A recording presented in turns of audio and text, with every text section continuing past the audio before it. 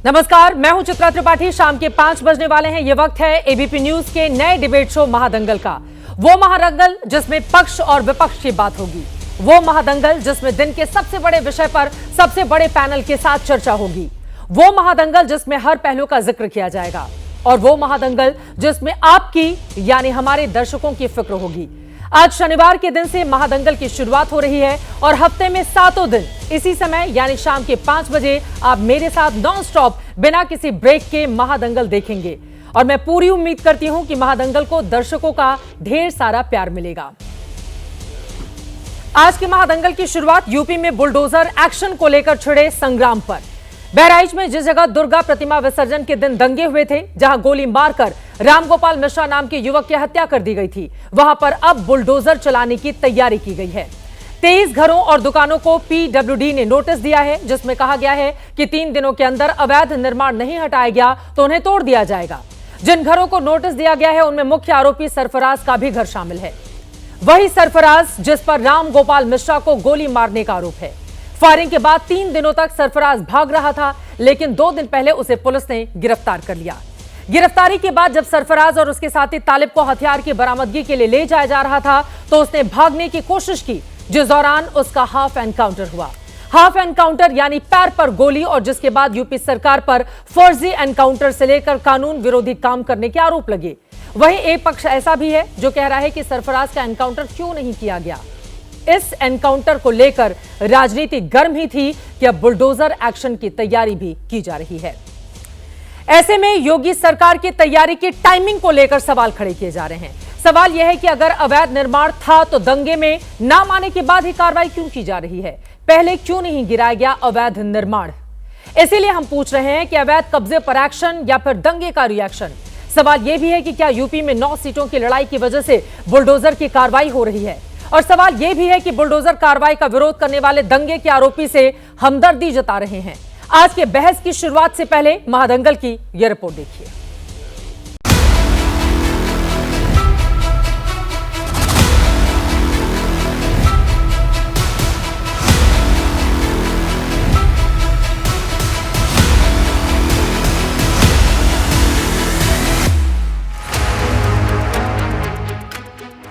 बहराइच में दंगे और एनकाउंटर के बाद अब बुलडोजर एक्शन की तैयारी है। ऐसा इसलिए क्योंकि शुक्रवार शाम को लोक निर्माण विभाग ने बहराइच के दंगा प्रभावित गांव में 23 घरों और दुकानों पर अवैध निर्माण का नोटिस लगा दिया है। जिन घरों पर नोटिस चिपकाया गया है उनमें दंगे के आरोपी अब्दुल हमीद का घर भी शामिल है। अब्दुल हमीद के बेटे सरफराज पर ही दंगे में मारे गए रामगोपाल मिश्रा पर फायरिंग का आरोप है।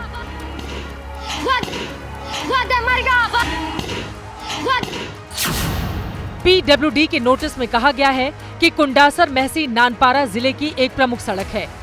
सड़क के दोनों ओर 60 फीट तक निर्माण से पहले अनुमति लेना जरूरी है। बिना अनुमति के किसी भी मकान और दुकान का निर्माण अवैध है। नोटिस में 3 दिनों के अंदर अवैध निर्माण हटाने को कहा गया है। ऐसा नहीं करने पर पुलिस और प्रशासन की मदद से अवैध निर्माण को हटाने की कार्रवाई की जाएगी। नोटिस अभी ये जानबूझकर प्रताड़ित करने के लिए किया जा रहा है जिला प्रशासन के द्वारा। नोटिस के अगले दिन यानी कि आज महाराजगंज के कई घरों और दुकानों को लोग खुद खाली कर रहे हैं।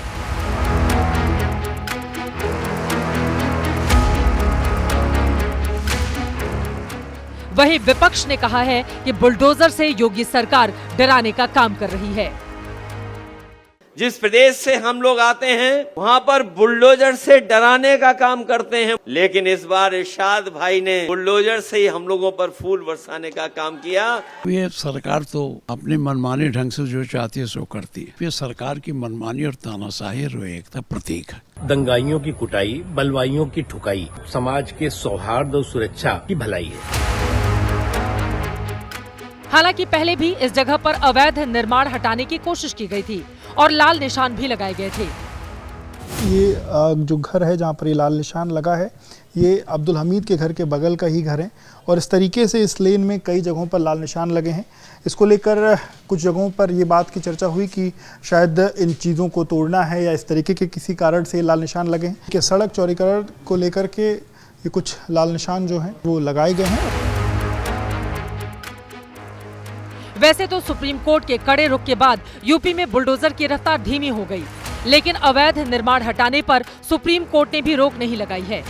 सुप्रीम कोर्ट का कहना है कि बिना कानूनी प्रक्रिया का पालन किए अचानक कार्रवाई गलत है। किसी पर अपराध का आरोप मकान गिराने का आधार नहीं हो सकता है। बुलडोजर कार्रवाई से पहले उचित कानूनी प्रक्रिया का पालन हो, लेकिन अवैध निर्माण को कोई संरक्षण नहीं, सरकार कार्रवाई कर सकती है। सुप्रीम कोर्ट ने यह भी कहा था कि बुलडोजर एक्शन को लेकर वो गाइडलाइन बनाएंगे। यही कारण है कि अवैध निर्माण को हटाने के लिए यूपी सरकार ने तैयारी की है। वहीं बहराइच हिंसा के बाद आरोपियों पर राष्ट्रीय सुरक्षा कानून यानी NSA लगाने की भी तैयारी की जा रही है। इन आरोपियों में अब्दुल हमीद और उसका बेटा सरफराज भी शामिल है। मुख्यमंत्री योगी आदित्यनाथ ने बहराइच को लेकर आज सुबह बड़ी बैठक भी की है। इस बैठक में डीजीपी प्रशांत कुमार और STF चीफ अमिताभ यश समेत तमाम बड़े अधिकारी मौजूद रहे। लेकिन इस पूरे मामले में क्या बुलडोजर की कार्रवाई होगी या फिर उसकी रफ्तार धीमी पड़ेगी, सियासत कहां तक बढ़ेगी, इस पर लगातार हमारी नजर बनी रहेगी। बहराइच से विवेक राय और लखनऊ से वीरेश पांडे के साथ bureau report, ABP news.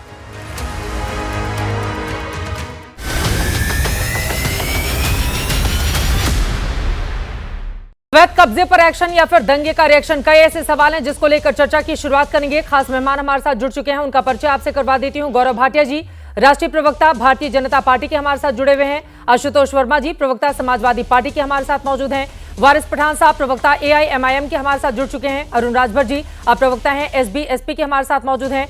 Ashutosh जी वरिष्ठ पत्रकार हैं, हमारे साथ जुड़े हुए हैं। और स्टूडियो में अवनिजेश अवस्थी जी, आप प्रोफेसर हैं DU के, हमारे साथ जुड़ चुके हैं। सभी का बहुत बहुत स्वागत है।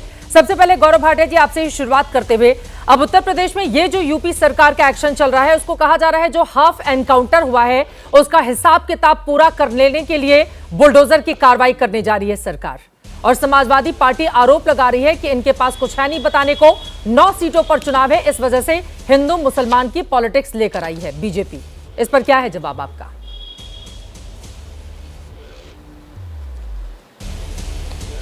चित्रा जी, सबसे पहले तो भारतीय जनता पार्टी की तरफ से और मेरी तरफ से आपको शुभकामनाएं हैं। आप एक नई पारी की शुरुआत कर रही हैं। धन्यवाद। और आप जानी जाती हैं सच्ची और अच्छी पत्रकारिता करने के लिए, तो मुझे उम्मीद है कि आप नया माइलस्टोन जो है वो पाएंगी। और मैं इतना जानता हूं कि जैसे आप सच्ची और अच्छी पत्रकारिता करती हैं, निर्भीकता से अपना काम करती है, वैसे ही योगी आदित्यनाथ जी भी निर्भीकता से संविधान का पालन करते हैं।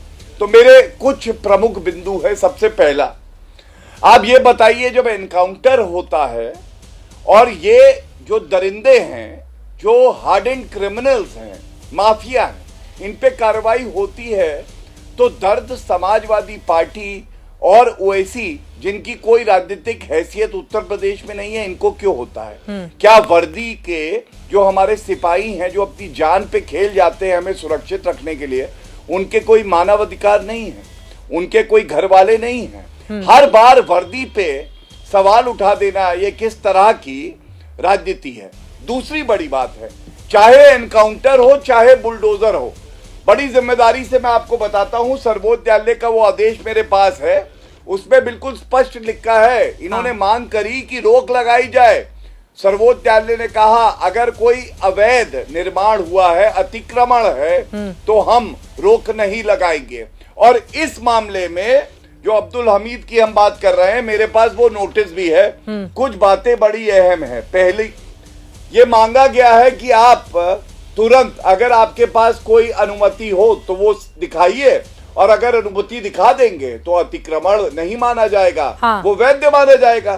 तो सबको चाहिए कि अवैध कब्जा तो करे नहीं। दूसरी बात, ये जो जिला मार्ग है उस पे है, मैं पूछता हूं, जिला मार्ग तो आम जनता का है, तो अगर आम जनता का मार्ग है उससे अतिक्रमण हटाया जा रहा है तो किसी को क्यों परेशानी है? ठीक है। सबसे अहम बात क्या है चित्रा जी, जो आज का बड़ा मुद्दा होना चाहिए, बड़ा मुद्दा ये होना चाहिए, ये अपराधी का पहले धर्म देखते हैं।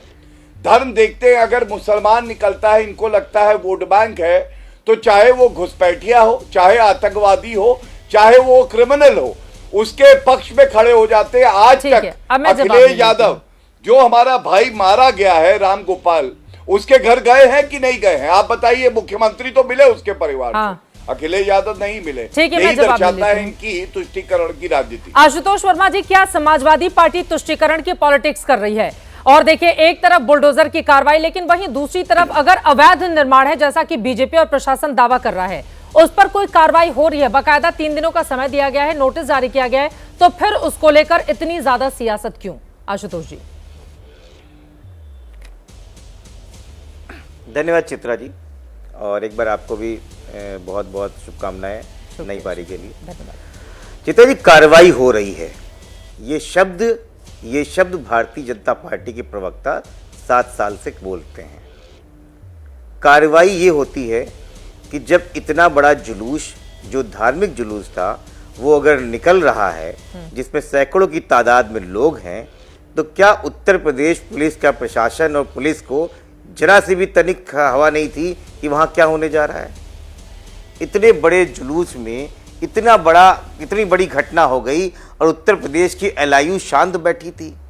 हमने तो ये तक सुना कि वहाँ के एसएचओ साहब अपने थाने से उस दिन निकले ही नहीं, और बीट जो थानेदार थे और बीट वाले जो होमगार्ड थे, उनके सारे पूरा जिले में घुमा रहे थे। उसके बाद 13 अक्टूबर की जो घटना हुई, विभत्स घटना है, और हम उस मृतक के साथ में खड़े हुए हैं, हम उनके साथ संवेदनाएं हैं। किसी की कोख खाली हो गई, किसी का बच्चा मर गया, उसके बावजूद उस वहां पे धारा 144 लगाई गई और अगले दिन आगजनी हुई, शोरूम्स जलाए गए, दुकानें जलाई गई, सैकड़ों की तादाद में राज संपत्ति जलाई गई, तब भी मूक दर्शक बैठी हुई थी उत्तर प्रदेश पुलिस। तो ये क्यों ना माना जाए कि उत्तर प्रदेश प्रशासन और उत्तर प्रदेश पुलिस चाहता था कि ये दंगा हो, चाहता था ये सांप्रदायिक हिंसा बिगड़ी, और सवाल तो उठेगा ही उठेगा। मुझे याद है 2012 से 17 के बीच में जब भी इस प्रकार की कोई घटना होती थी, सारे न्यूज चैनल, सारे पत्रकार बड़ी बड़ी अखिलेश यादव जी की फोटो लगा के दंगे का नाम लेते थे। आज योगी आदित्यनाथ से सवाल पूछने में किसी को डर लग रहा है क्या? विपक्ष पूछेगा सवाल कि कहीं पे संपत्तियां जली हैं, कहीं पे दुकानें जली हैं, कई लोगों के अरमान जले हैं, किसी का बेटा खोया है, कौन है ये? नहीं, एक मिनट चित्रा जी, एक मिनट। हाँ, अपनी बात पूरी करनी। अब उसके बाद पुलिस के डीआईजी पिस्तौल लेके घूम रहे हैं, और उसके बाद आज इनको वहां का प्रशासन समझ जाता है कि ये गलत निर्माण है। गलत निर्माण क्या आज ही हो गया 13 अक्टूबर के बाद में? ठीक है, उसके पहले गलत निर्माण नहीं दिखाई पड़ रहा था। तो कहीं ना कहीं उत्तर प्रदेश की सरकार और प्रशासन अपने ऊपर उठाए गए सवालों से बचने के लिए इस तरह का कृत्य कर रहे हैं, और पूरी प्रदेश की जनता जानती है कि बैकफुट पे खड़ी हुई योगी सरकार के पास जवाब नहीं है। हाँ। तो दाएं बाएं झांक। गौरव भाटिया जी, आप जल्दी से जवाब दे दीजिए, उसके बाद बाकी मेहमानों के पास जाऊंगी। वो कह रहे हैं कि बैकफुट पर है बहुत सारे मुद्दों को लेकर, और खासतौर से इस मुद्दे पर, इसी वजह से बुलडोजर की कार्रवाई लाकर लोगों का ध्यान भटकाने की कोशिश की जा रही है। देखिए, अभी इनके मुंह से निकला 7 साल से कार्रवाई हो रही है। कार्रवाई ये होती है?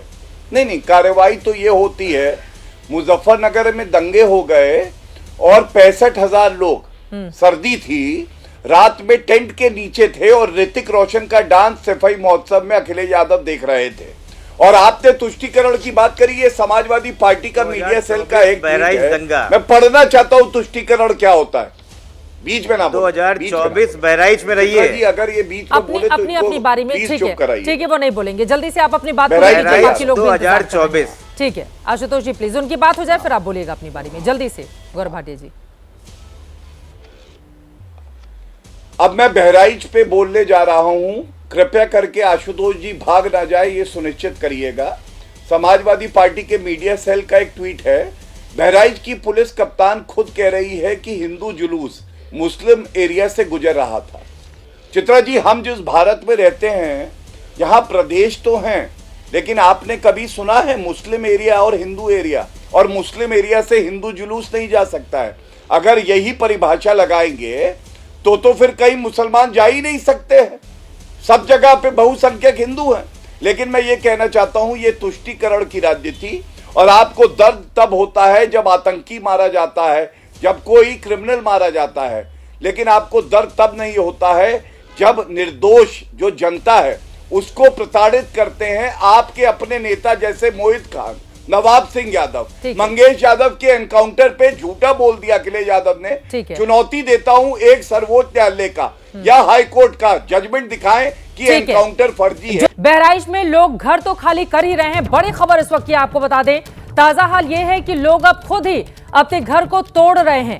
बहराइच से इस वक्त की बड़ी खबर, ब्रेकिंग न्यूज आ रही है। लोग खुद ही अपने घर को तोड़ते हुए दिखाई दे रहे हैं। बुलडोजर वाले एक्शन से पहले ही अपने हाथों से लोग अपना घर तोड़ते हुए दिखाई दे रहे हैं। तस्वीरें आप देख रहे हैं।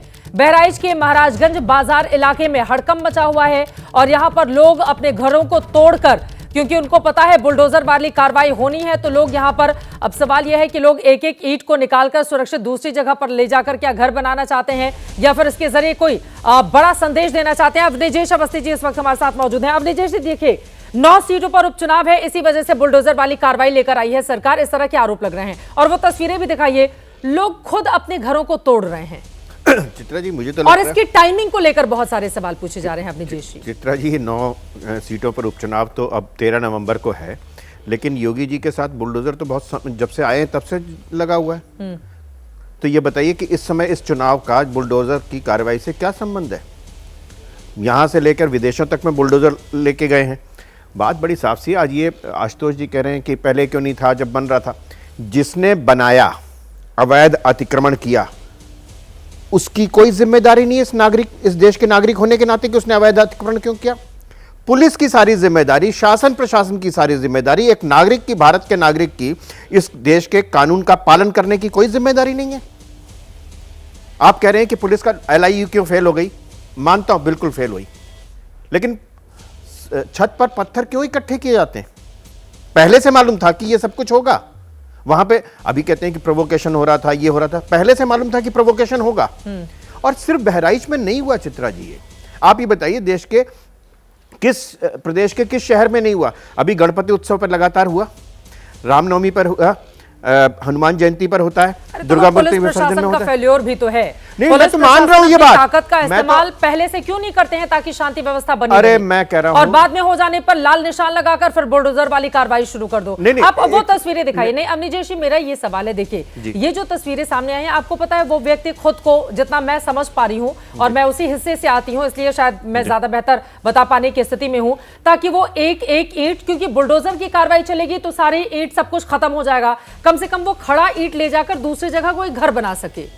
जहां तक मुझे लग रहा है, तस्वीरों को देखकर हमारे संवाददाता और बता पाएंगे, भाई ये स्थिति पैदा चित्रा जी ये संवेदना दिखाई दे रही, लेकिन जब उसने अतिक्रमण किया था सरकारी जमीन पर, तब उसने किससे पूछा था? अभी याद आ रहा है कि अतिक्रमण किया मैं था? कह रहा हूं कभी भी याद आए। मैं कह रहा हूं कि शासन को अभी याद आया, लेकिन जो बना रहा था उसको तो मालूम था कि मैं अतिक्रमण कर रहा हूं, ये जमीन मेरी नहीं है, उसकी कोई जिम्मेदारी नहीं है। उसकी जिम्मेदारी भी तो हो, किसी भी धर्म का हो, लेकिन जिसने सरकारी जमीन पर कब्जा किया, सड़क जितनी चौड़ी होनी चाहिए, सड़क दुबली होती गई, पतली होती गई, सकरी होती गई, उसकी कोई जिम्मेदारी नहीं है। और आप एक बार बताइए कि अभी लखनऊ के पास बुलडोजर, तब तो कोई चुनाव नहीं था, तब कोई दंगा नहीं हुआ था। अगर बिना किसी दंगे के हो तो अभी क्यों कर दिया? दंगे के बाद हो तो अब क्यों किया?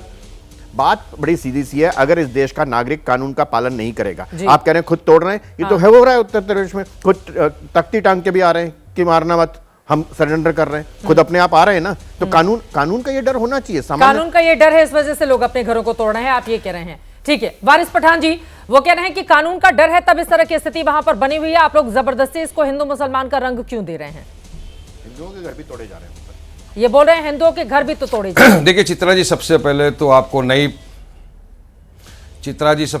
आपको नई पारी शुरू करने के लिए, नए चैनल पे नया शो महादंगल शुरू करने के लिए बहुत बहुत मुबारकबादी पेश करता हूं। All the very best. Thank you. अब बात नंबर तो ये है बहराइच पे जो हो रहा है, देखिए देश संविधान से चलेगा, कायदे कानून से चलेगा, रूल ऑफ लॉ से चलेगा। ये योगी की ठोक डालूंगा वाली पॉलिसी या ये बुलडोजर की इलीगल अनकॉन्स्टिट्यूशनल पॉलिटिक्स से नहीं चलेगा। पहली बात तो ये है। अब बात नंबर 2, इनको अभी पता चला कि ये जो घर जहाँ पे उन लोग रहते थे वो इलीगल अतिक्रमण है। मैंने नोटिस देखा, डीएम ने कहा बोले इजाजत नहीं ली, उनके बाजू में ही एक हमारे हिंदू भाई का घर है। अब देखते हैं उस घर का क्या होता है। अब ये जो किया है पुलिस ने, सबसे पहले तो इनकी नाकामी थी। पुलिस प्रशासन क्या कर रहा था जब कोई किसी के घर पे चढ़ गया, झंडा लहरा था। देखो जिसको मारा मिश्रा जी को, राम गोपाल को, मेरे पूरी तरह से मैं कंडेम करता हूं उस बात का। किसी को गोली मारने का अधिकार नहीं है, किसी की जान लेने का अधिकार नहीं है। कायदा कोर्ट कचहरी कानून है, उसको सजा देगा, हम वो भी कंडेम करते हैं। साथ ही साथ पुलिस जो एम लगा के मार रही है एनकाउंटर के नाम पे, पैरों के ऊपर गोली बराबर, राइट पे एक को लेफ्ट पे को, तो ये भी हमको समझ में आता है सब क्या हो रहा है। ये तो उसकी बहन जो थी सरफराज की रुखसार, उसने तो खुले तौर से बोल दिया था कि मेरे भाई को और मेरे जो ये फादर है अब्दुल हमीद, उनको पुलिस उठा के ले गई है 4:30 बजे से, और कोई पता ठिकाना कहीं है नहीं, कहाँ ले गए कुछ हमको पता नहीं है। और अचानक ये पता चला कि ये हो गया। उन्होंने प्रधानमंत्री मोदी जी से गुहार लगाई थी, योगी आदित्यनाथ जी से गुहार लगाई कि भाई आप इस पे संज्ञान ले इस बात का, ताकि मेरे पति मेरे भाई हमारी जान सबकी बच जाए। अब बात नंबर ये देखना है कि बुलडोजर, सुप्रीम कोर्ट ने यहां तक कहा है कि अगर एक इंसान कन्विक्ट है ना, कन्विक्ट, तब भी आप उसके घर को बुलडोजर से नहीं तोड़ सकते। क्यों? कि अगर एक इंसान ने कुछ किया है गुनाह, तो उसकी गुनाह की सजा आप उसके पूरे परिवार वालों को नहीं दे सकते। अब बात इंपॉर्टेंट तीसरी ये भी है, अब जो वहां पर दंगाई थे, हमने देखा बहराइच के अंदर, आप हमने देखा डंडे झंडे सब लेके चले गए। सुनिए रस्तों पर अवैध निर्माण की पेवर आ रहा हूं, अवैध निर्माण को अचानक पता चल गया कल के अवैध निर्माण था।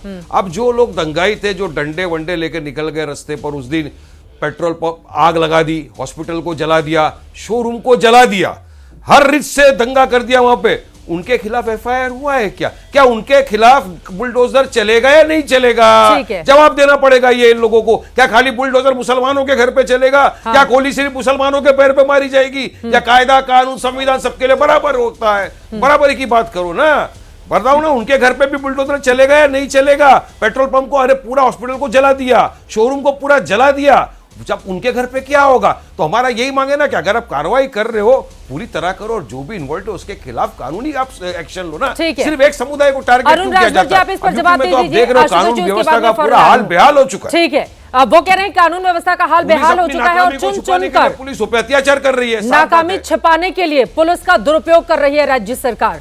आप सरकार में हैं अरुण राजभर जी, जवाब दीजिए। पहले चित्रा जी, आपको महादंगल को शुरुआत करने की बहुत बहुत शुभकामनाएं। भारतीय समाज पार्टी की तरफ से आपको बधाई कि आपने एक साहसिक फैसला आप नए चैनल पर किया, नया शो लेकर किया है। जिस तरीके से आज के बहस में हम लोग चर्चा करने के लिए आए कि बुलडोजर नीति, देखिए बुलडोजर नीति 2017 से चल रही है, और चुनाव को देखते हुए बुलडोजर नीति नहीं चलाई जा रही है कि चुनाव आ गया तो बुलडोजर चल रहा, और सिर्फ एक जाति पर नहीं चलाई जा रही है। वो जो भी अपराधी उस प्रवृत्ति में लिप्त हो रहा है, जो भी अपराध कर रहा है, प्रशासन उसको उसी तरह से जवाब दे रही है। विपक्ष का एक विपक्ष यह चाहता है कि अगर पुलिस पर कोई हमला करे तो हमलावरों पर फूल की वर्षा कराएगी। पुलिस फूल वर्षा नहीं कराएगी, उसको उसी के इशारे पर जैसा वो कार्रवाई करना वैसा उसको जवाब मिलना। अगर पुलिस उत्तर प्रदेश में कानून राज स्थापित करने के लिए काम कर रही है, तो फिर समाजवादी पार्टी अन्य दलों को इतनी बेचैनी क्यों हो रही है? बेचैनी इस बात की है कि जो काम माननीय योगी आदित्यनाथ जी कर रहे हैं, जो काम माननीय ओम प्रकाश राजभर जी कर रहे हैं, वह काम समाजवादी पार्टी और कांग्रेस सरकारों ने नहीं किया। उन्होंने अपराधियों को चरण वंदना में लगाया था, और आज उत्तर प्रदेश की सरकार में या तो अपराधी जमीन के अंदर चला गया है, या तो जेल के अंदर चला गया है। आज अपराधी साहस नहीं जुटा पा रहा है अपराध करने के लिए। अगर कोई दंगाई गुंडागर्दी कर रहा है तो पुलिस प्रशासन और उत्तर प्रदेश सरकार उसके साथ उसी तरीके से व्यवहार कर रही है। आप ये बता रहे हैं कि वो उसने इस तरह का अपराध किया, इस वजह से बुलडोजर वाली कार्रवाई हो रही है, आप ये बता रहे हैं? नहीं, देखिए अब ये है कि देखिए, अगर किसी के अवैध प्रॉपर्टी, आप सरकार के अवैध प्रॉपर्टी पर या सरकार के प्रॉपर्टी पर आप क्षति पहुंचाइएगा, तो क्या सरकार उसको शांति सुनती रहेगी? उसके खिलाफ भी कार्रवाई करेगी। आज अगर वो ईटा निकाल रहे हैं तो उनको तो पता था कि हम तो जबरदस्ती कब्जा किए हैं। ऐसे तमाम आज भी तमाम ऐसे गांव में है जो विपक्ष के तमाम बड़े नेता जमीन कब्जा करके बैठे हुए हैं, और सरकार उनको नोटिस भेज रही है। अब वो नहीं खाली करेंगे तो उनके यहाँ कब्जा करके बैठे हुए हैं। हाँ, बैठे हुए हैं, और गरीब थाने पर तहरीर दे रहा है, तहसील पर तहरीर दे रहा है, डीएम के यहाँ जा रहा है, सुनवाई तो नहीं हो। जब उनके ऊपर कार्रवाई करने के लिए वहां नोटिस जा रहे हैं, तो आपके चैनल कौन कौन से विपक्ष के नेता हैं? कौन-कौन से विपक्ष के नेता हैं जिन्होंने अवैध कब्जा करके रखा हुआ है? जिन लोगों ने उत्तर प्रदेश में, जिन लोगों ने उत्तर प्रदेश में गरीबों की जमीन कब्जा किया, गरीबों को सताने काम किया, 2017 में भी जनता ने उनको बाहर किया, 2014 में भी सत्ता ने बाहर किया, 19 में भी बाहर किया, 22 में भी बाहर किया। इस तरह से आरोप लगा देना राजभर साहब कि नहीं विपक्षी नेताओं ने आप कब्जा करके रखा हुआ है, तो आप नाम बताइए ना किन लोगों ने कब्जा करके रखा हुआ है, और कब आपकी सरकार कार्रवाई करेगी? सिर्फ उन्हीं लोगों के घरों पर कार्रवाई? सवाल पूछा, कार्रवाई कहाँ हो रही है, किसके ऊपर? कानपुर में कार्रवाई नहीं देखा क्या? कानपुर में कार्रवाई नहीं देखा क्या? इटावा में कार्रवाई नहीं देखा? कन्नौज में कार्रवाई नहीं देखा? बनारस में कार्रवाई नहीं देखा? चंदौली में कार्रवाई? जो भी इस प्रवृत्ति में गरीब के साथ अन्याय कर रहा है, उनकी जमीन जबरदस्ती कब्जा करके उनको सताने का काम कर रहा है, हमारी सरकार उनके खिलाफ बुलडोजर लेके कार्रवाई कर रही है। आशुतोष जी, अब सीधे आपके पास आते हुए, ठीक है, बुलडोजर वाली नीति को लेकर, ठीक है, मैं लौट रही हूँ। वो कह रहे हैं कि उत्तर प्रदेश की सरकार ने जो एजेंडा बुलडोजर को लेकर सेट किया था वही कई राज्यों में फॉलो किया गया, और हमने राजस्थान में जब कांग्रेस की सरकार थी देखा, दूसरे राज्यों में जो गैर बीजेपी शासित राज्य थे वहां पर भी देखा। बुलडोजर की कार्रवाई को लेकर आशुतोष जी, मेरा ये सवाल है, सुप्रीम कोर्ट के अपनी अलग गाइडलाइंस हैं, लेकिन यहां पर लाल निशान लगा के बताया जाता है कि ये अवैध निर्माण है, इस वजह से कार्रवाई की जा रही है, लेकिन उसी समाज का एक समर्थन भी मिलता है उस तरह की कार्रवाई को, और चुनाव है उसको सीधे जोड़कर देखा जा रहा है, इस वजह से हो सकता है इस तरह का एक्शन लिया जाता हो। इसको कैसे समझाएंगे आप कि ये जो एक्शन लिया जा रहा है यूपी सरकार की ओर से ये गलत है, क्योंकि एक वर्ग ऐसा भी है जो इसका समर्थन करता है। आशुतोष जी। चित्रा जी, मुझे लगता है कि योगी सरकार के बुलडोजर नीति के ऊपर तो सबसे बड़ी टिप्पणी खुद संजय निषाद जी ने की थी जब नतीजे आए थे। संजय निषाद जी ने कहा था, गरीबों को उजाड़ोगे तो वो हमें उजाड़ देंगे। तो बुलडोजर पॉलिटिक्स पर तो उनके अपने सहयोगी ही असहमत है इस बात को लेकर, और संजय निषाद कोई छोटे मोटे नेता तो है नहीं, वो तो योगी सरकार में मंत्री है बाकायदा, तो उनको भी ये लगता है कि जो बुलडोजर पॉलिटिक्स चल रही है वो बुलडोजर पॉलिटिक्स जो है उसकी वजह से भारतीय जनता पार्टी और पूरे गठबंधन का नुकसान हुआ है। 2024 के लोकसभा के चुनाव में उत्तर प्रदेश में बीजेपी की जो हालत हुई उसका एक कारण ये भी है। ये खुद मैं नहीं कर रहा हूं, बल्कि संजय निषाद कर रहे हैं जो बीजेपी का समर्थक। दूसरी बात देखिए, ये जब आप बुलडोजर पॉलिटिक्स करते हैं, जब आप एनकाउंटर पॉलिटिक्स करते हैं, इसका मतलब साफ है कि आपको भारत के संविधान में, रूल ऑफ लॉ में आपको यकीन नहीं। अगर रूल ऑफ लॉ में यकीन होता, और मैं बार बार इस बात को कहता हूं, एनकाउंटर जिस भी राज्य के अंदर हुआ है वहां पर क्या हश्र हुआ है, आप देख, एक बाकायदा एक माफिया क्रिएट होता, पुलिस का एक माफिया क्रिएट होता है। और मुंबई के अंदर ऐसे न जाने कितने पुलिस वाले हैं जो अब जेल की सलाखों के पीछे हैं। आज नहीं, लेकिन कुछ समय के बाद उत्तर प्रदेश के अंदर जो पुलिस वाले बुलडोजर पॉलिटिक्स का हिस्सा बन रहे हैं और जो एनकाउंटर कर रहे हैं, एक समय आएगा जब इनमें से काफी लोग जेल जाएंगे, और इनका वही हश्र होगा। क्योंकि जब मुंबई के अंदर जब माफिया के खिलाफ ये लोग एनकाउंटर कर रहे थे और उसके बाद एक्सटॉर्शन का पूरा रैकेट खड़ा हो गया, तो बहुत सारे लोग उनकी तारीफ कर रहे थे, देखिए कितना अंडरवर्ल्ड के सफाया कर दिया। लेकिन जब वही जेल जाने लगे तो उनके साथ किसी तरीके की कोई सहानुभूति नहीं रखी गई। तो पुलिस वालों को भी ये समझना है। तीसरी बात जो महत्वपूर्ण सवाल है कि एक पुलिस वालों के ये जो अवैध निर्माण है सिर्फ गरीबों के होते हैं। आधा लखनऊ साफ हो जाएगा अगर अवैध निर्माण के ऊपर कार्रवाई, आधा लखनऊ, और मैं लखनऊ से आता हूं इसलिए मैं जानता हूं इस बात को, आधा दिल्ली आपका साफ हो जाएगा।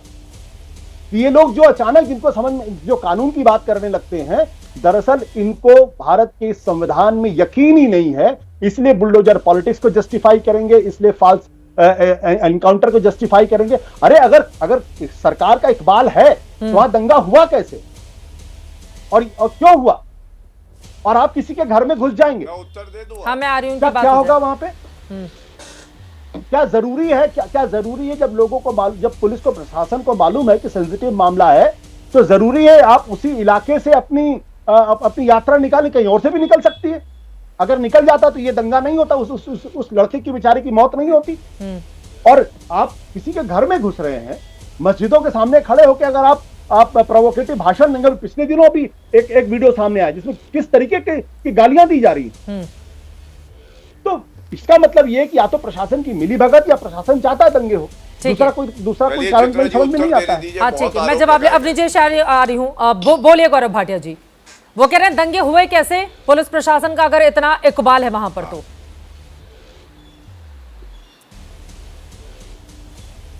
देखिए, बहुत से आरोप लगाए गए। सबसे पहले तो मैं ये बता दूं, कहा गया केवल मुसलमानों को टारगेट किया जा रहा है। एबीपी की ही रिपोर्ट थी, 23 घर ऐसे हैं जिनको नोटिस दिया है अतिक्रमण का, उसमें 3 हिंदू भी हैं। तो सबसे पहले तो ये तथ्य ही गलत है कि मुसलमानों पे कार्रवाई हो रही है और हिंदुओं पे या सिखों पे नहीं हो रही। देखिए, अपराधी हो, अतिक्रमण करने वाला हो, उसका धर्म नहीं देखती योगी सरकार, वो कार्रवाई करती। दूसरी बात जो कही जा रही है, दंगा हुआ कैसे, तो ये सही बात है, एक भी दंगा नहीं होना चाहिए। और योगी आदित्यनाथ जी ने तो कर दिखाया है कैसे कानून का राज होगा। 2018 से 20 चित्रा जी, एक भी दंगा नहीं हुआ, 21-22 में एक एक दंगा हुआ। और मैं याद दिलाता हूं, समाजवादी पार्टी की सरकार थी, एक साल में 200 दंगे हुए थे, एक साल में 200 दंगे। मुजफ्फरनगर का दंगा हुआ, 65 लोगों की जान चली गई। मुझे दुख इस बात पे होता है, रूल ऑफ लॉ की बात कर रहे थे, रूल ऑफ लॉ में पुलिस के खिलाफ बोले जा रहे हैं। चुनौती है, आशुतोष अपने आप को पत्रकार कहते हैं, आशुतोष बताएं सर्वोच्च न्यायालय या उच्च न्यायालय का कोई आदेश जिसमें उन्होंने कहा हो कि बुलडोजर की कार्रवाई जो हुई है वो गैर संवैधानिक है और एनकाउंटर जो हुआ है वो फर्जी है, नहीं बता पाएंगे। अब AIMIM पे आते हैं, इनकी राजनीतिक हैसियत क्या है? 99 सीटों पे चुनाव लड़े चित्रा जी उत्तर प्रदेश में, 99 की 99 सीटों पे जमानत जब्त हो गई थी। और पॉलिसी की बात आप करेंगे? ये खुद जो प्रवक्ता बैठे वारिस मेरे दोस्त हैं, इन्होंने कहा था हम 10 करोड़ हैं, 100 करोड़ हिंदुओं पे भारी हैं। और अकबरुद्दीन ओवैसी ने कहा था 10 मिनट के लिए पुलिस हटा दो तो हिंदुओं को मजा चखा देंगे। मैं एक ही बात कहूंगा, जब से योगी जी आए हैं, आंकड़े ये कहते हैं डकैती में 86% की कमी, लूट में 78% की कमी, हत्या में 43% की कमी और फिरौती अपहरण में 70% की कमी, बलात्कार के मामलों में 25% की कमी। ये आंकड़े दे के बात कर रहा हूँ। आशुतोष वर्मा जी आप जवाब दे दीजिए। आशुतोष जी मैं आ रही हूँ, उसके बाद अपनी जी आपके पास। ठीक है, सवाल मत उठाइए। आशुतोष वर्मा जी वो कह रहे हैं कि जब से योगी सरकार सत्ता में आई है उसके बाद से देखिए दंगों में किस तरह से वहां पर रोक लगी और इसी के साथ ही साथ कुछ और आंकड़े जो अपराध के रहे उसको भी वो गिना रहे हैं। आशुतोष वर्मा जी। चित्रा जी देखिए, भारतीय जनता पार्टी को रटा रटाया उनके प्रवक्ताओं को मिल जाता है, वो बोल देते हैं। अगर वो NCRB के डाटा देखें तो आज भी उत्तर प्रदेश के हालात सबसे बदतर हैं। और मुझे याद मत बताइए कि ये देश ने देखा सुप्रीम कोर्ट ने किसी सरकार को अगर फेक इनकाउंटर पे चुनौती है, कौन से साल का NCRB डेटा है बताइए, हत्या और उत्तर प्रदेश में बताइए। एक मिनट, चुनौती है आपको? बिल्कुल बता रहा हूँ, बिल्कुल बता रहा हूँ, बिल्कुल बता रहा हूँ। NCRB के कौन से साल का है? यही उत्तर प्रदेश की पुलिस थी। एक मिनट हत्या पे बताइए कौन से साल का है? मैं नहीं आगे नहीं बढ़ेंगे, अब बता रहा हूँ। आरोप लगाया तो बताइए। बता रहा हूँ भाई, गौरव भाटिया जी उनको दीजिए। ठीक है, जवाब ले लेती हूँ जो आरोप लगाए। मैं सुनने के लिए नहीं बैठा हूँ। आप बोलिए बोलिए बोलिए आशुतोष। मैं बिल्कुल ही बता रहा हूँ। उत्तर प्रदेश की यही उत्तर प्रदेश की पुलिस थी जिसपे डायल 100 बना के माननीय अखिलेश यादव ने उसको वर्ल्ड क्लास लेवल का बनाया था। और यही उत्तर प्रदेश की पुलिस है जो 2017 के बाद आपको याद होगा कि उत्तर प्रदेश पुलिस के अंदर बैठे हुए एक मिनट IPS ऑफिसर ने यहाँ पे SP और CO की बोली लगाई थी, 25 लाख से 3 करोड़ रुपए की पोस्टिंग होती थी। यही उत्तर प्रदेश की पुलिस थी जो ठाए ठाए करते हुए दिखाई पड़ती। यही उत्तर प्रदेश की पुलिस है जिसमें फेक इनकाउंटर के केस लगे हैं। और यही उत्तर प्रदेश की पुलिस है जिसका आज राजनीतिकरण के आरोप लगाए जा रहे हैं। किसने खराब किया इस महकमे को? और यही उत्तर प्रदेश पुलिस के पहले DGP सुलखान सिंह ने अभी 1-2 महीने पहले अपने फेसबुक पोस्ट पे लिखा था कि ये राजनीतिक कारणों के कारण आप जो काम कर रहे हैं इसका भुगतान आपको करना पड़ेगा। ऐसे कई पुलिस वाले हैं जो जेल में हैं और सरकारें चली गई, उनके लोग चित्रा जी मुझे उत्तर देने दीजिए। हाँ, 2 लाइन में आप उत्तर दे दीजिए, बाकी लोग इंतजार कर रहे हैं। जान रहे हैं जी कि इन्होंने एक सिस्टम बना दिया है कि राजनीतिकरण करो, जब तक सेवा में हो 2 लाइन में देता हूं। सेवा के बाद आओ, एक मिनट, सेवा के बाद आओ, हम तुमको राज्यसभा MLC या MP बनाएंगे। और बनाया है इन्होंने। ये भारतीय जनता पार्टी ने कल्चर स्टार्ट किया इस देश में। फिर तो बहुत सारे अधिकारी मिल जाएंगे, करो, वो तो हर पार्टियों में आपको दिखाई दे जाएंगे। विधायक बनो, ठीक है। लेकिन बाकी जो आपके सवाल है उस पर मैं जवाब ले लेती हूँ गौरव भाटिया जी। ठीक है, बिल्कुल बिल्कुल, वो पहले भी रहा है, आज की तारीख में भी। रिटायर होके जाते थे, अब एक-एक करके सुनिए, लोग रिटायर होते थे, अब VRS लेके पहुंचते हैं। ठीक है गौरव भाटिया जी, जल्दी से आप नीचे आ रही हैं। मुख्य सचिव रहे थे आलोक रंजन जी, उनको राज्यसभा का टिकट अभी इन्होंने दिया था, वो हार गए, वो अलग बात है, लेकिन इनको जानकारी दे दूं। दूसरी बात, इन्होंने NCRB की कई तो ये आंकड़े हैं, सुन लीजिएगा। 2016 में भी, चुप हो जाइए, चुप, रिटायरमेंट के बाद ही दिया जाता है, कोई सेवा में रह के नहीं हो सकता राजनीति में, ये भी नहीं पता इनको, चलिए चुप हो जाइए। NCRB का डेटा ये है, VRS लेके भारतीय जनता पार्टी बनाती है, जो देख रहे हैं, ये कल्चर यही बोला है, बीच में नहीं, प्लीज चित्रा जी ये गलत बात नहीं बोल रहे हैं। अब ये घबरा गए हैं, डरे हुए, कांप रहे हैं बेचारे। नहीं, आप बीच में बोले 2016 में और मैं आपको मर्डर। तो चित्रा जी प्लीज ठीक है, वो नहीं बोलेंगे। बोलिए गौरव भाटिया जी, अपनी बात पूरी कीजिए, बाकी और लोग इंतजार कर रहे हैं। ठीक है गौरव भाटिया जी, ठीक है, अपने अपनी बातों पर जवाब दीजिए आप। आशुतोष जी, मैं आऊंगी आपके पास, एक बार उनकी बात हो जाए, बोलिए। मर्डर, हाँ, हत्याओं के मामले 2016 में एनसीआरबी डेटा है 4890 और 2022 में 3491। मतलब कमी कितनी आई है? करीब 1/3, 33%। दूसरा, एनकाउंटर सबसे ज्यादा कब हुए थे चित्रा जी, आपको बता दूं, 7 साल में योगी सरकार में 208 एनकाउंटर हैं। मुलायम सिंह यादव की 3 साल की सरकार थी, 499 एनकाउंटर थे। अब बताइए, अगर एनकाउंटर ही खराब है और ये चाहते वर्दी पहना हुआ हमारा सिपाही मरे, तो मुलायम सिंह यादव की सरकार 3.5 साल में 499 एनकाउंटर करती है। 7 साल में 208 एनकाउंटर है और एक पे भी कोर्ट ने सवाल नहीं उठाया है। ये मेरा उत्तर है।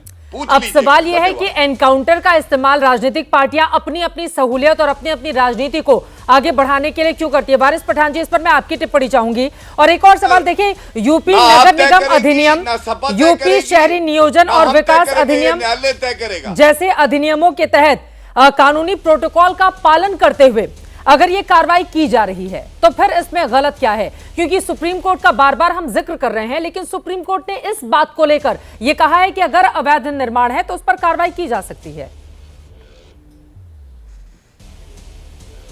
चित्रा जी, मैं बात करूंगा, लोग टूट जाते हैं एक घर बनाने में, तुम तरस नहीं खाते बस्तियां उजाड़ने में। सारी जिंदगी लग जाती है एक घर बनाने के अंदर, मगर बीजेपी वालों को प्लेजर मिलता है, सैडिस्टिक प्लेजर, कि हमने घर तोड़ दिया, खास तौर से मुसलमान के घर को बुलडोजर से उखाड़ दिया। अगर इलीगल अतिक्रमण है तो due process of law follow करना जरूरी है। गौरव भाटिया तो लॉयर है, सुप्रीम कोर्ट के वकील बताते हैं अपने आप को। ड्यू प्रोसेस ऑफ लॉ है, पहले आप नोटिस दो, वो चैलेंज करेगा, हियरिंग होगी, हियरिंग के बाद अगर ऑर्डर उसके अगेंस्ट में जाता है हायर कोर्ट में जाएगा, उसके बाद सुप्रीम कोर्ट तक जाने का ऑर्डर है या नहीं, बताइए मेरे को। नहीं, क्या आप नोटिस देंगे सीधा उतार के घर? सुप्रीम कोर्ट के ऑर्डर क्या बोलने दीजिए। अरे बिल्कुल बिल्कुल, आपकी उम्र 95 दिया गया है वारिस पठान जी। सुनिए, हालांकि समय सीमा अगर कन्विक्ट भी है तो भी आप उसके घर को उखाड़ नहीं सकते।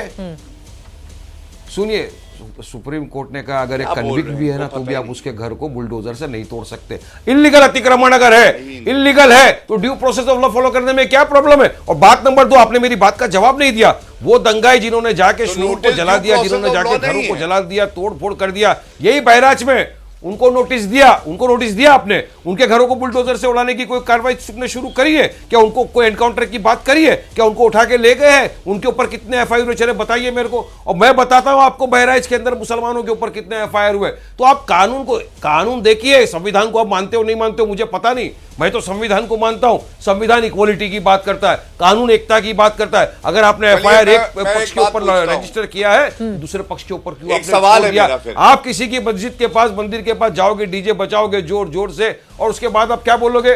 हम नहीं डीजे बजाएंगे, क्यों नहीं जाएंगे? मस्जिद में बैठा मस्जिद भारत का हिस्सा ये आप करोगे? हाँ, आप पहले मस्जिद भारत का हिस्सा नहीं है, मेरा सवाल है। के पास किसी ने आज तक बजाया क्या डीजे? किसी ने किसी के बाहर के बाहर जाकर डीजे बजाया या किसी ने भगवा उतार? आप ये क्यों कह रहे हैं? अरे जाइए, हर जगह जाइए, हर जगह जाइए, हर जगह जाइए। क्यों नहीं जाएंगे? आपने कहा नहीं जाएंगे। अरे मस्जिद के बाहर जाके डीजे बजाएंगे आप सर हो?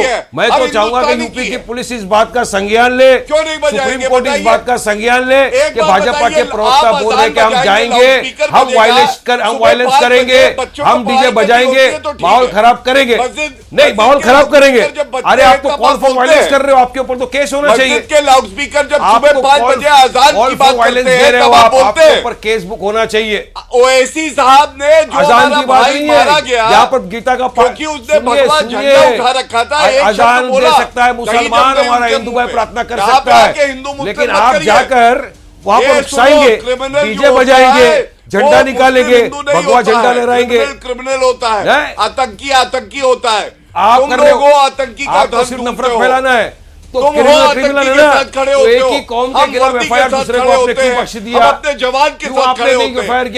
ठीक है, ठीक है, लेकिन मेरा ये सवाल है, देखिए जिस बुलडोजर वाले न्याय की बार बार आप लोग वकालत करते हैं, अगर सरकारें अपने अपने हिस्से के हिसाब से उसका इस्तेमाल करती रही तो देश के लोकतांत्रिक ढांचे के लिए यह क्या खराब स्थिति नहीं है? और यहां से वो भी सवाल पूछा जा रहा है कि जो गरीब हैं, ज्यादातर बुलडोजर उन्हीं के ऊपर चलता हुआ दिखाई देता है। चित्रा जी, गरीब अमीर के ऊपर कानून तो बराबर से लागू होगा, तो अगर गरीब है इसलिए उसका घर नहीं टूटना चाहिए, अगर उसने अवैध अतिक्रमण किया हुआ है तो, और वहाँ पर जो सारी दुकानें आगे तक बढ़ी हुई थी, खुद ही उनको मालूम था ना कि अवैध है ये, मालूम था उनको। एक बात बुलडोज़र की नहीं है। बात एक बात बताइए कि जब वैसे बात आती है तो गंगा जमनी संस्कृति, गंगा जमनी हमारी वो है, कल्चर है, गंगा जमनी, लेकिन मुसलमान बहुल इलाका है तो इसलिए वहाँ से नहीं निकल सकती शोभा यात्रा। ये कैसी गंगा जमनी संस्कृति है हमारी? एक तरफा है ये। अभी क्या हुआ जयपुर में, कौन सा प्रोवोकेशन था?